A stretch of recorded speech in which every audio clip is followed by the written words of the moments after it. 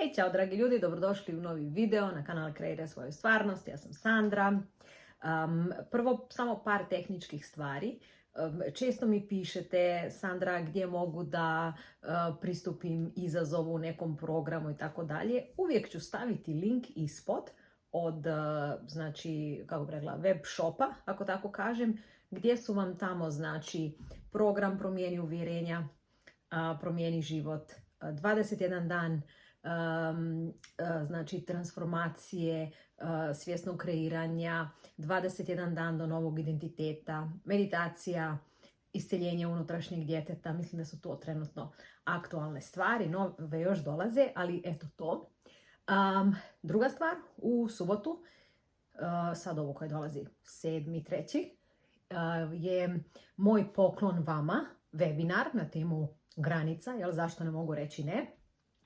I gledala sam već neke rezultate anketa koje su do sada bile riješene. Znači, onako, duboka uvjerenja imate na temu granica. Tako da, jedva čekam da na tu temu porazgovaramo u subotu. Svi koji još niste, a želite, znači, ispunite anketu i dobivate link za pristup webinaru. Tako da to je to. A evo, tema inspiracija mi je bila, baš sam završila coaching sa jednom predivnom damom i došli smo do teme, znači, nju je zbunjivalo old you must die. Stari ti moraš umrijeti. Jel? To je neki koncept kojeg Neville često provlači kroz njegove razne lekcije. Pa smo onda porazgovarali na tu temu, jer je ona, znači, jako stručna osoba. Sad, ako imamo mislima karijeru i tako, znači, sve stvari odradi perfektno, besprijekorno, jel? Uvijek double check, znači, duplo provjeri, odgovorna je jako i tako dalje. I naravno, to su neke kvalitete koje joj jako služe i u privatnom životu, ali u privatnom životu i nekim drugim odnosima su neke druge kvalitete, neke druge vrijednosti, možda bolje da su više na ljestvici, jel? I onda ju je to zbunjivalo, jel, kao to da sam ja odgovorna da sve odradim 100%, ne želim da ta ja umre, jel? Kao old you must die. Pa sad ću kroz dva pravca ću vam probati to pojasniti. Stvarno želim da ovo razumijete. Zato što sam onda i njoj rekla, hvala što si mi na taj način svoj pogled dala, znači šta te zbunjuje, zato što možda to zbunjuje još koga drugoga, pa evo da napravim video, jer mislim da je to bitna tema. Znači ovako, jel? Neville kaže, you can be or have whatever you want, but you cannot mock God. Znači, možete biti šta god želite, raditi šta god želite, ali ne možete ismijavati Boga. Kad kaže on Boga, misli na našu maštu u kojoj mi svjesno ili još češće nesvjesno kreiramo naš život. Sad, šta on misli time, jel, ne možeš se rugati Bogu? U tom smislu, znači, ne prolazi vam to da vi 10 minuta dok radite vizualizaciju, na primjer, ili meditirate, pa ste vi, jel, taj novi identitet, pa ste onda 4 sata, ne znam, odete na posao, pa ste 4 sata do pauze u onom starom identitetu, jel, koji se, ne znam, boji šefu reći ne, postaviti granice kolegama na poslu, koji se boji, ne znam, javiti mami, mislim da se ne javi mami koja već 15. put zove, iako zna da ste na poslu, iako vi znate da vas ona zove onako, ja? Da sigurno nije nešto jako bitno. I onda ste, jel, 4 sata u tom, pa uzmete pauzu, pa odete opet u ovaj identitet i onda, jel, tako skačete iz jednog u drugog. To Neville kaže, to ne prolazi. I to se može vidjeti kroz život, jednostavno kroz rezultate na tom nekom određenom polju. Kao prvo, sigurno vam rezultati vam se ne sviđaju, to je jedna stvar, a druga, vjerojatno još bitnija, vi se ne osjećate onako kako bi željeli, znači da kažem lijepo, radosno, ispunjeno i tako dalje. Tako da u tom smislu, ako vi želite biti, ajmo sad na temu granica, pošto nam je to sljedeći webinar, ako vi želite biti osoba koja je čvrsta u postavljanju granica, koja kao prvo zna da ima pravo na granice, koja prvo poštuje svoje granice prema sebi, ok? Znači, ako ste ta osoba, onda ova druga osoba, jel, koja se boji konflikta, koja se boji da će biti odbačena, znači sve ono što sam čitala da ste mi u anketi pisali, to je old you, to je stari vi. I taj stari vi mora umrijeti da bi ovaj mogao živjeti. Došao mi danas jedan quote koji super ide uz ovo, Nevilleov. Znači na engleski, it is just as easy to possess the consciousness of these qualities as it is to possess their opposites. For you have not your present consciousness because of the world. On the contrary, your world is what it is because of your present consciousness. Simple, is it not? Too simple, in fact, for the wisdom of man that tries to complicate everything. Napisala sam prijevodu da bude onako, da vam ima smisla. Znači, jednako je lako posjedovati svijest o tim kvalitetama, na primjer što sam spominjala, granice i tako dalje. Znači, to je jednako lako kao i posjedovati njihove suprotnosti. Jer vi nemate vašu sadašnju svijest zbog svijeta.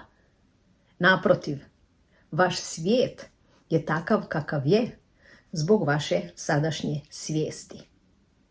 Jednostavno, zar ne? Zapravo prejednostavno za mudrost čovjeka koji pokušava sve zakomplicirati. To je ono kad kažem, jel, da je moj svijet ogledalo onoga što ja radim sa sobom unutar sebe. Ok, znači old you must die. A sad gdje je, na primjer, nju to zbunjivalo i kako sam joj onda pojasnila. Ima u psihoterapiji, znači ja pričam o ego stanjima po transakcijskom pristupu gdje vi možete biti u ulogi roditelja, djeteta, odrasle osobe. Ok. Ali sad u ovom slučaju koristim ego stanja za naše uloge i za naše emocije. Znači sve što mi jesmo i doživljavamo. Ok. Zamislite da je jedno ego stanje. Znači svaka ta pojedinačna stvar. Ja to ljudima kad radimo radionice, onda napravimo onako primjer, pa neka osoba izađe, neko se javi, jel? I onda uzmemo od svakoga neki gornji dio, znači neku jaknu, vestu, bundu, znači šta god se ima. I sad zamislite, na primjer, u nekoj situaciji koja se vam ne sviđa, ajmo reći što sam rekla na poslu, ok, vi ste tamo, na primjer, stručna osoba, to je jedan kaput. Ok, ne znam, stručnjak, specijalista za nešto, što god radite. Ok, istovremeno se, na primjer, bojite šefa, pa bi rekli boježljiva, znači drugi kaput. Pa ste onda, ne znate postaviti granice kolegama. Ok, pa ste, kako se to kaže, ustrežljiva, jel, sve za njih radite. Ok, pa je to treći kaput. Pa onda, neprijatno vam je, jel, ogovaraju. Ok, pa je to neki četvrti kaput, pa ste frustrirani, pa ste ljuti, znači 5., 6. kaput, pa ste možda ujutro, nemam pojma, posvađali se sa suprugom, pa ste eto zbog toga još možda dali tužni ili kako god, pa je to još neki drugi kaput. Ok, i sad sa svim tim, jel, zamislite, uzmite, otvorite ormar, uz to ste, znači, pa ste mama koja popušta, ili ste tata koji popušta, ili ste tata koji je jako strog, pa ste, perfekcionista, pa ste kuvar u tom trenutku, pa ste učitelj djetetu, pa ste, znači, sve što radite i sve što osjećate. I to samo gore gumilate, te kapute. I sad probajte, stvarno odradite tu vježbu, znači stanite ispred ormara. Prvo se pitate, ok, koje su sve moje uloge sad ovaj trenutak i kako sve se osjećam. I sigurno ćete nabrojati, 5 do 10 stvari ovako. I sad toliko stvari navucite na sebe. A imajte u mislima onu vašu, da kažem, idealno, gdje nema crtež, ovu, verziju iz moje budućnosti, gdje sam ja radosna, nasmijana, ispunjena i tako dalje. Znači sad sa svom tom nagomilanom, sa svim tim kaputima nagomilanim, vi budite ona verzija. Ne možete, jer je to preteško, jer vam je vruće, jer se znojite, jer vam je bacaj to s mene. Znači samo da osvijestite da su to sve uloge i emocije koje je u redu da postoje, da ih imate, da ih doživljavate. Kao što sam toj djevojki objasnila, to da je ona, vezano na njezine poslovne uloge, perfekcionista, to njoj toliko služi, jer je ona zbog toga i tu gdje je. I ako ona to, kad je, na primjer, sa svojom djecom, sa svojim suprugom, ako ona to ostavi sa strane, to ne znači da taj njezin stari umire. To je nju zbunjivalo, kao all you must die. Ona reka, Sandra, ali meni ove uloge, ove kvalitete služe. Da, to su sad dvije odvojene stvari. Ovdje je samo bitno kod ovih uloga naših da vi osvijestite da je vaša odgovornost i vaše pravo da vi, vezano na trenutak i na situaciju u kojoj se nalazite, imate pravo taj kaput koji, ujutro mama koja pomaže djeci da se spreme da odu u školu. Ok. Sad kad su moja djeca otišla u školu i sad je vrijeme da se ja sredim, sad taj kaput skidam i uzimam kaput gdje sam ja, odgovorna za sebe, da sebe sredim, da odem na posao. Ok. Tamo mi treba sad kaput, fokusirane osobe, kreativne osobe. Kad dođem kući, onda taj kaput sa posla isto tako pospremim u ormar, pa stavim drugi. Znači sad sam opet, na primjer, mama. Ako stavim kaput mame, onda se ponašam kao mama. Onda nisam više onaj kaput general, šef s posla, koji ima ekipu, koja radi projekte, ganjamo datume, rezultate i tako dalje. Tu ljudi brkaju, pa ove kapute, koji bi trebali biti već pospremljeni u ormaru, imaju još uvijek gore, pa na njega nabace još kaput mame koja popodne pomaže djeci ili tate i oko domaćeg, koji, vozi na treninge, šta sve još radi. I to je onda ono što nam stvara frustraciju, zato što je to previše, preteško. Okay. Znači, osvijestite da sve što vi jeste u životu, sve vaše uloge, da su to kaputi, ali je vaša odgovornost da ih birate skladno sa onim što u datom trenutku trebate. I znači taj kaput koji stavite na sebe, tako se ponašate. Ok, ako imam sad kaput, žene koja se 10 ili 20 minuta posvijeti svom suprugu, onda nisam istovremeno i šefica s posla koja kaže zašto nisi uradio to kad ćeš 5 puta sam rekla. Znači, to su dva različita kaputa koja ne idu zajedno. I to vas onda umara jer konstantno hodate sa svom tom težinom okolo. Dobro? Tako da kaputi vam trebaju, različiti, ali ih vi birate kada. Ok? Znači, ništa od toga i sve emocije koje osjećate. Dobro je da možete osjetiti ljutnju, da si dopustite tugu, frustraciju, to sve radost, naravno, zahvalnost. To su sve kaputi. Kad ste ljuti, dobro je da si priznate da ste ljuti, da nađete konstruktivan način kako ljutnju izbaciti van i ne da se pravite, jel, da to ne postoji i preko te ljutnje brzo bacite kaput. Ono, ja nemamo seriju Desperate Housewives, jel? Ok, znači to na tu temu.